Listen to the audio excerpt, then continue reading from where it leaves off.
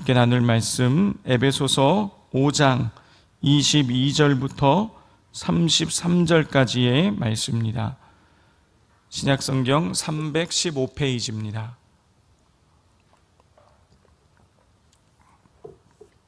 신약성경 315페이지 에베소서 5장 22절부터 33절까지 우리 한 절씩 교독하도록 하겠습니다. 아내들이여 자기 남편에게 복종하기를 주께 하듯 하라.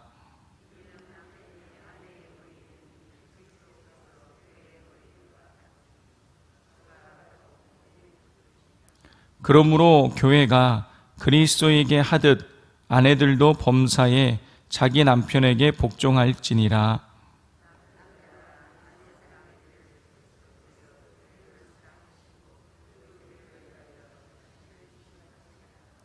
이는 곧 물로 씻어 말씀으로 깨끗하게 하사 거룩하게 하시고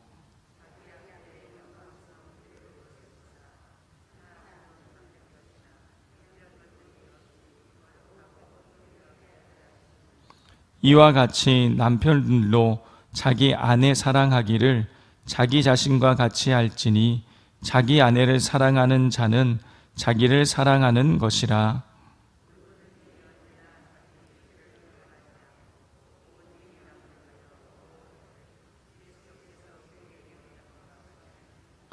우리는 그 몸의 지체임이라.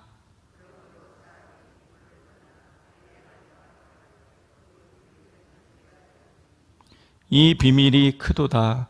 나는 그리스도와 교회에 대하여 말하노라. 그러나 너희도 각각 자기의 아내 사랑하기를 자신같이 하고 아내도 자기 남편을 존경하라. 아멘. 어제 우리는 사도 바울이 에베소 교회 성도들에게 예수님을 믿기 전과 예수님 믿고 난 이후가 달라야 한다라는 것을 강조하는 것을 보았습니다. 바울은 예수님을 믿고 난 이후에 사람들이 빛의 자녀들처럼 행해야 된다. 또 세월을 아껴야 된다라고 권면하는 것을 우리가 볼 수가 있었습니다. 자, 세월을 아낀다. 이 세월이라는 말은 시간인데 이 시간이라는 단어를 나타내는 헬라어가 두 가지가 있다고 그랬죠. 하나는 크로노스, 하나는 카이로스. 그런데 여기서 이 세월이라는 단어는 카이로스라고 그랬어요. 이 카이로스는 일반적인 시간이 아니라 우리가 쓰는 시간이 아니라 하나님의 시간, 하나님께서 특별히 허락하신 시간과 기회를 의미한다 그랬어요.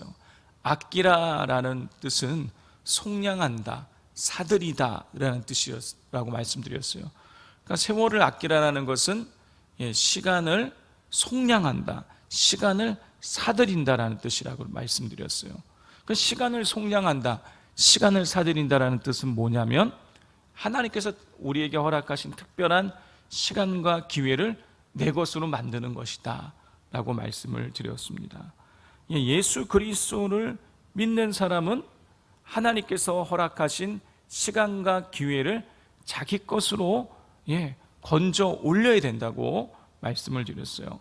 사도 바울은 이 세월을 아끼기 위해서는 세 가지를 해야 된다고 말씀드렸어요. 첫 번째는 주님의 뜻이 무엇인지를 날마다 분별해야 된다는 것. 두 번째는 술 취하지 말고 성령의 충만함을 받아야 된다. 성령의 다스림을 받을 때에 우리는 세월을 아낄 수 있다는 것이죠. 하나님의 뜻을 분별하고 하나님의 시간과 기회를 내 것으로 만들 수 있다는 거예요. 마지막 세 번째, 감사와 찬송을 할 때에 하나님이 허락하시는 시간과 기회를 내 것으로 만들 수 있다라고 말씀을 드렸습니다. 자, 이어지는 오늘 말씀에서는 이제 구체적으로 실생활에서 예수를 믿는 자들이 어떻게 살아가야 되는가에 대한 큰 질서를 오늘부터 세 가지를 사도 바울이 말하는 것을 우리가 볼 수가 있습니다. 자, 실생활에서 우리 예수 믿는 자들이 어떤 질서를 가지고 살아가야 되느냐, 대원칙은 21절입니다. 21절을 다 같이 한번 읽겠습니다. 시작. 그리스도를 경외함으로 피차 복종하라. 이게 실생활에서 우리가 살아갈 때에 믿는 자들이 가지고 살아가야 되는 대원칙이라는 거예요. 피차 복종하라. 서로가 서로에게 복종해야 된다는 거예요. 자, 그러면서 사도 바울은 피차 서로가 서로에게 복종해야 될 관계를 세 가지를 이야기합니다. 그 중에서 오늘 우리는 첫 번째 한 가지를 나누게 되는데, 그럼 부부 관계 속에서 부부가 서로가 서로에게 복종해야 된다는 것이에요. 자, 우리 22절부터 24절까지를 교독해 보겠습니다. 아내들이여 자기 남편에게 복종하기를 주께 하듯 하라.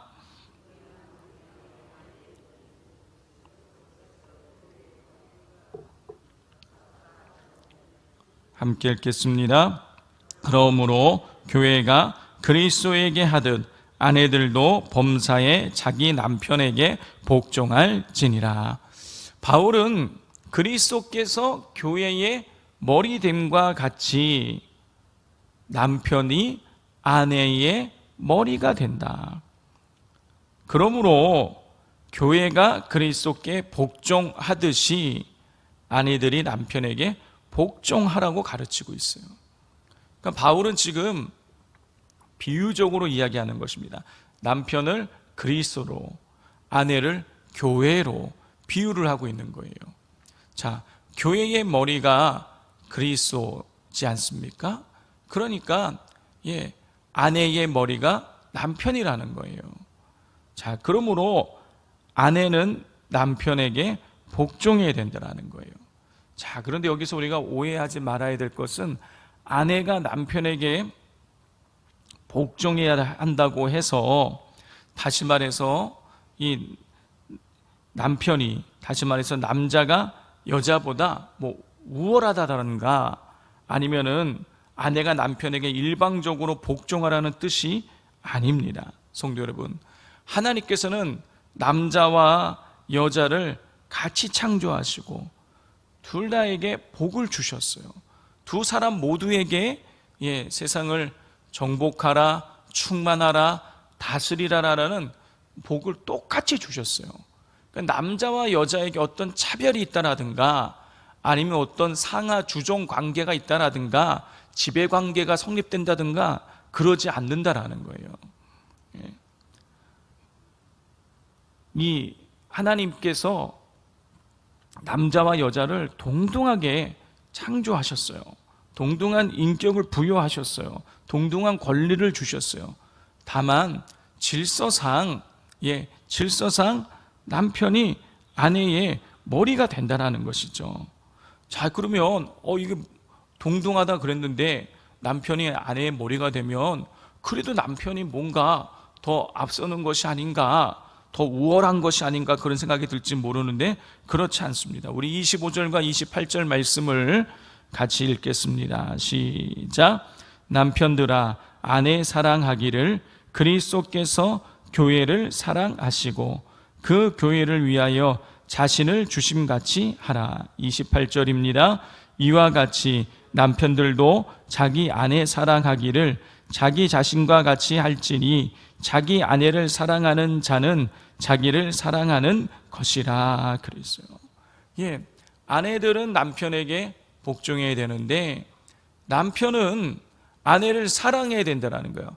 어떻게 사랑해야 되느냐? 그리스도께서 교회를 위해서 자기 자신을 내어주심과 같이, 예수님께서 교회를 사랑하심과 같이 남편들은 아내를 사랑해야 된다는 것이에요. 그러니까 이 말씀들을 22절부터 28절까지의 말씀을 우리가 합쳐보면 서로가 서로에게 복종하라는 뜻인 거예요. 성도 여러분, 예수님께서 교회를 어떻게 사랑하셨습니까? 자기의 생명을 내어주셔서 교회를 사랑하셨어요. 자기의 생명을 내어주심으로 교회가 세워지게 된 것이에요. 자, 그렇기에 서로가 서로에게, 이 남편은 아내에게, 아내는 남편에게, 서로가 서로에게 복종해야 되는 거예요. 33절 말씀 같이 읽겠습니다. 시작. 그러나 너희도 각각 자기의 아내 사랑하기를 자신같이 하고 아내도 자기 남편을 존경하라 그랬어요. 성도 여러분, 우리 하나님께서는 가정 내에서 아내와 남편이 서로가 서로를 귀하게 여기며 존중하라는 가르침을 주셨어요. 이것이 하나님께서 그리스도인들에게 주신 가정의 질서인 것이죠. 그러므로 가정 내에서 남편과 아내가 서로가 서로를 존중하고 사랑하며 서로에게 피차 복종하는 삶을 살아가야 된다는 것입니다.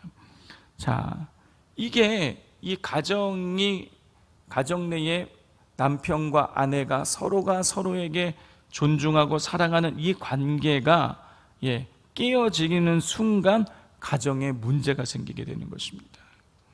그리고 그 가정의 문제는 무엇으로 드러나느냐? 약한 자녀들을 통해서 드러나게 되는 거예요. 그래서 어떤 가정을 보면은 자식이 문제다 막 이럴 수 있단 말이에요. 그런데 그게 아닌 거죠. 자식이 문제가 아니라 부부 관계가 불완전하게 되면 그로 인해서 자식이 약한 자식이 그걸 못 이겨내고 이상하게 나오게 되는 것이죠. 그러니까 늘 가정이 평안하기 위해서는 부부 관계가 평안해야 되는 것입니다. 서로가 서로에게 피차 복종하고 존중하고 사랑하는 관계를 가져야 되는 것이에요. 또 한 가지, 오늘 본문을 통해서 우리는 그리스도와 교회의 관계에 대해서 알 수가 있습니다. 성도 여러분, 그리스도는 교회의 머리가 된다고 오늘 말씀이 기록하고 있잖아요. 교회의 머리가 누구시냐? 예수 그리스도라는 거예요.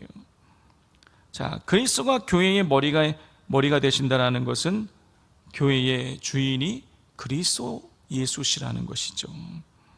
그러므로 교회는 세상의 원리와 방법과 다르게 하나님 말씀대로, 하나님의 원리대로, 하나님의 법으로 다스려져야 된다는 것입니다. 자, 이 사실을 잊어버리게 되면 교회가 공공기관처럼, 회사처럼 세상의 질서를 따라서 교회가 그렇게 움직여질 수 있는 것이죠. 자, 그리고 어떤 교회들은 돈의 원리에 의해서 교회가 막 움직여져요.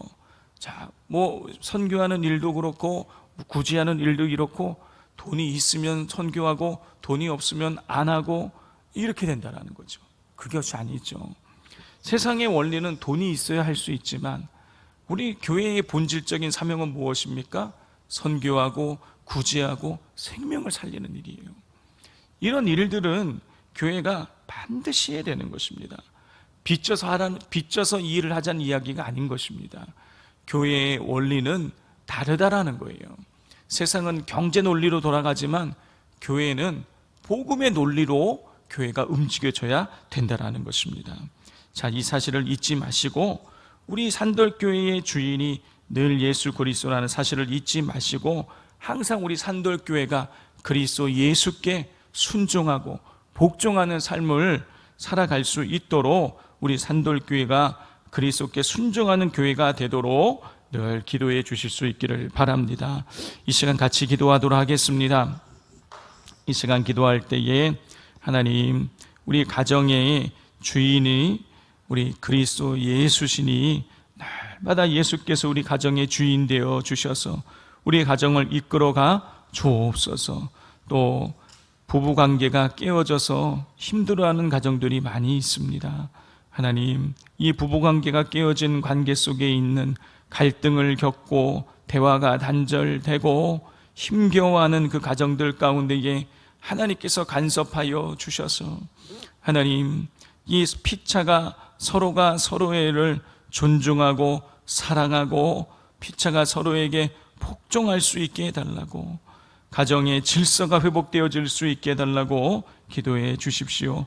또 우리 산돌교회가 그리스도께 순종하며 복음의 능력으로 교회가 건강하게 성장하고 또 활동할 수 있게 해달라고 기도해 주시고, 수요 예배를 위해서 또 토요일 날 교회 대청소가 있습니다. 좋은 일기 속에서 이루어질 수 있도록 이 시간 주여 부르짖고 기도하겠습니다. 주여